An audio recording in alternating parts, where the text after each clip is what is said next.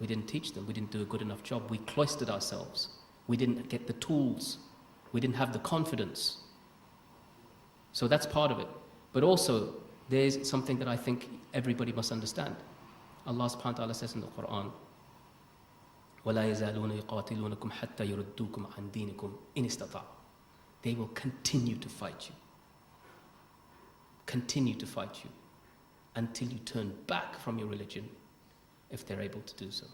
That's also something important for us to remember, that there will be amongst them people who do that, and they would want us to change our faith, our community, our very identity.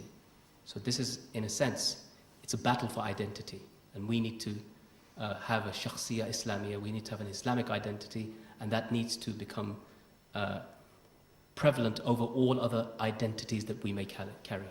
From him as to what's happened over these years? That's extra. The question is that the 12-year-old son, Ahmed, who's been returned to Pakistan, has there been any information that we've been able to get from him or his family talked about it? The answer in short is no. And the reason for that, we're told, again, it's from the family, is that they don't want to expose him to anybody. They don't want him to expose him to the media, to anything that may harm him or even harm the case of his mother, more importantly. Remember, the other thing is that he's 12 now. He's 12 now. But he was taken, and when he disappeared, it was in 2003. So he would have been around 6. And I can tell you this much. I was taken in the middle of the night with my children present. They didn't do anything to me in front of my children other than shackle me, hood me, carry me away. That's all that my children saw. But to this day, my children do not talk about it with me. Children that have not been found, is that right? Two? The two children. Yes. Two children that have not been found. I mean, couldn't we raise awareness as in, it's a child campaign as well? The brother asked a very important question, and that is about the 2 children who are still missing, not accounted for. Shouldn't we raise a campaign for them? We should. There's no doubt about it, we should. When we talk about Afia Siddiqui, we don't talk about her in isolation of her children. We talk about her, in fact, as a mother, and we talk about her as, and we also say that her 2 children are unaccounted for. Now, I don't know where the children are. I don't know. There's all sorts of rumors that have been put about, and that's what I said. There's one thing about Afia's case that is troubling, is that the facts and the information that we would normally expect have not come out. So we can only go on the assumption of what we've been told, and that is that the children are missing. And if they're missing, that means they need to be found.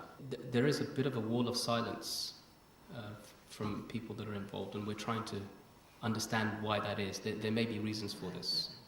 But part of the campaign, let me be clear, part of the campaign for Afia Siddiqui is to seek where the children are, what happened to the children. It's important, it's imperative. It's more important than what happened to us than what Afia's case is, in my estimation, because we know where Afia is. We don't know where the children are. Because, I mean, she's portrayed as some terrorist, and I think that campaign for the children, everyone, even the non-Muslims, would think sort of, Absolutely, yeah, you're right, brother. If she is portrayed as a terrorist, and we don't often think of terrorists as being a mother of 3 children, 2 of whom have been disappeared. Ultimately, the ball of all of this is in the court of the family, and all of us try to do what we can in accordance with their wishes and their understanding. But inshallah, I think that that's something we will push on even more now that you've put it forward, inshallah. I think this brother was first, and then you. Yes, brother. Assalamu alaikum. Wa alaikum assalam. I just wanted to know, what sort of dua did you make to Allah when you was a captive? Yeah? What other duas do you know that the other captives you would have made dua to Allah subhanahu wa ta'ala? For example, please. Have you got all night, brother? Well, the brother asked a very, very nice question, mashallah. He said, what sort of duas did you make inside Guantanamo when you were there, and what sort of duas would you recommend? I said my response was, have you got all night, brother? Because literally, we would make dua all night. That's why. There are so many duas to tell you. there are so many du'as to tell you, brother. And the most resonant du'as were said during the nights of Ramadan, in tahajjud. And those du'as, they were echoed across Guantanamo. And remember, Guantanamo is this prison camp of the enemy where the first captive Muslims ever bought the adhan. And they first bought the first ever dua. The one that I used to say more often, depending if I was going to interrogation, I would say, Allahumma ja'al min bayni aydihim sadda, wa min khalfihim sadda, fa'aghshihum, fahum la yubsirun.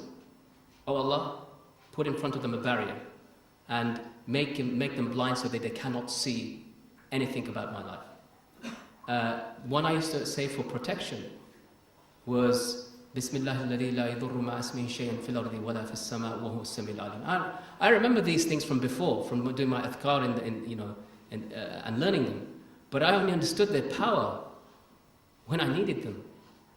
Allahumma, this dua, of course, it's the one that says, in the name of the one from whom nothing in the heavens or the earth can harm you, and he sees all and hears all.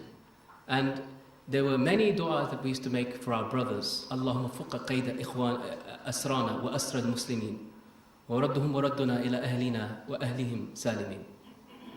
Oh Allah, free us and free our brothers, and return us and return them to their and our families safe and sound.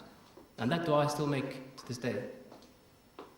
And there are many, many, many others. We used to make dua for our parents, for our wives, for our children, for the ummah. That's one thing that I think that's important to remember. Whilst we used to, and the brothers still, make dua for you over here, is it possible that you've forgotten them in yours? Because they haven't forgotten you.